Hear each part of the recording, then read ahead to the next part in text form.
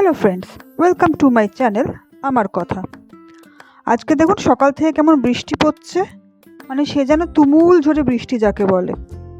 বাইরে বেরোনোই যাচ্ছে না কোনোভাবে, তাই ঘরেই আটকে রয়েছি, কাজে বেরোতে পারছি না, জানি না যেতে পারবো কিনা। আর এদিকে সোমনাথ নিজের দাড়ি সাজাতে ব্যস্ত। তার যেন এটা নিত্য নৈমিত্তিক ব্যাপার, এইটা না সাজালে তার যেন দিন যায় না, তাই রোজ তাকে এই কাজটা করতেই হয়। আর এই যে আমাদের পুটেবাবু কিসের অপেক্ষায় বসে আছেন কে জানে, কারণ আর তো খাওয়া দাওয়া হয়ে গেছে ওনাকে দেখে যা মনে হচ্ছে। ও একটু গুটগুট করে আবার তাকাচ্ছেও।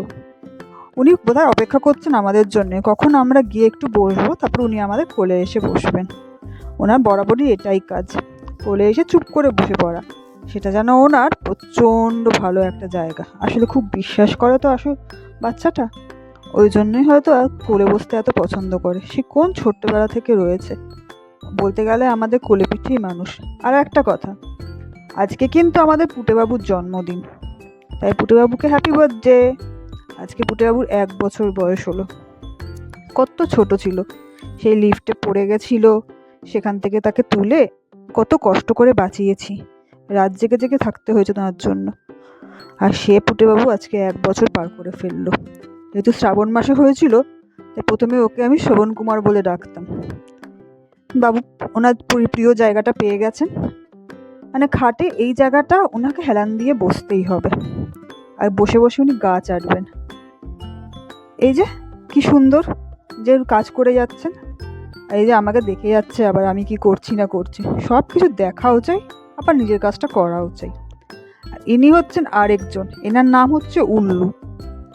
কারণ ইনি কিছুতেই নিজের গায়ে কাউকে হাত দিতে দেন না, তিনি নিজের গা সম্বন্ধে যথেষ্ট সতর্ক। এগোচ্ছে দেখছেন ঠিকই, হাত দিতে গেলে টুক করে পালিয়ে যায়। আর এই যে দেখছেন আমায় পড়ে পড়ে ল্যাদ খাচ্ছি, কারণ বৃষ্টি পড়ছে বলে দোকান যেতে পারিনি, তাই বাড়িতেই রয়েছি। এখান দিয়ে কিছুই দেখা যায় না, জানলা দিয়ে পুরোটাই ব্লক। এই ওপাশের এই বাড়িটাই দেখা যায়। আর এই যে ইনি হচ্ছেন আমার এক প্রতিবেশী, মাঝে মাঝে দেখা যায়, মাঝে মাঝে দেখা যায় না। ইনি মোটামুটি এখানেই থাকেন, এখানেই ওনার বাসা, এখান থেকেই আমাকেও দেখেন, আমি ওনাকে দেখি। আর এই যে আমার বাদবাকি বন্ধুরা, এরা এখানেই অধিষ্ঠান করে, মাঝে মাঝে খেতে আসে আবার চলে যায়। আজকে বৃষ্টি পড়ছে বলে রাস্তাটা খুব ফাঁকা, নাহলে বাজার এরিয়া তো পুরোপুরি প্রায় ভর্তিই থাকে, প্রায় কেন পুরোপুরি ভর্তিই থাকে। আর আকাশটাও কীরকম মেঘলা হয়ে রয়েছে, মনে হচ্ছে না আরও বৃষ্টি হবে, এটাই শেষ না। যদিও হ্যাঁ বৃষ্টি হয়েছে, আর যথেষ্টই হয়েছে। ওই যে দেখছেন আমাদের বাড়ির ওখান থেকে জল দাঁড়িয়ে গেছে, কিন্তু এই জল পেরিয়ে পেরিয়ে আমাকে যেতে হয়েছে।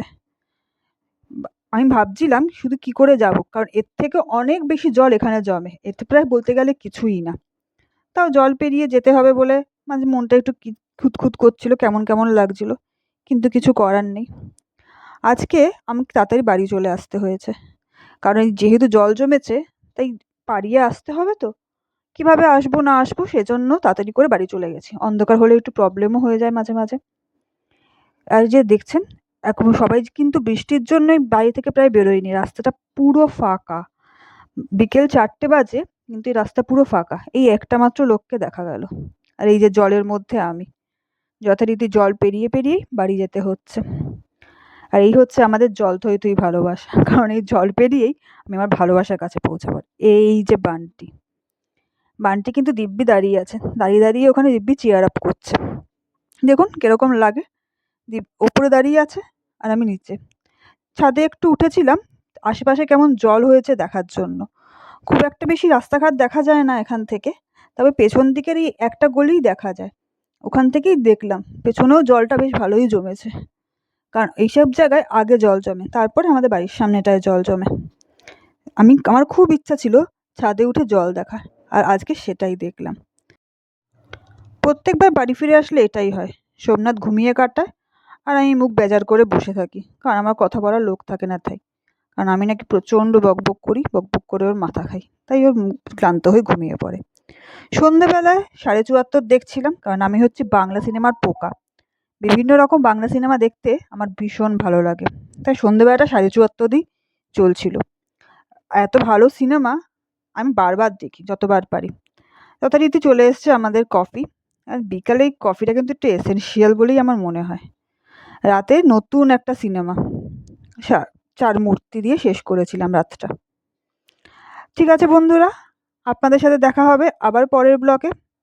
ততক্ষণের জন্য টাটা।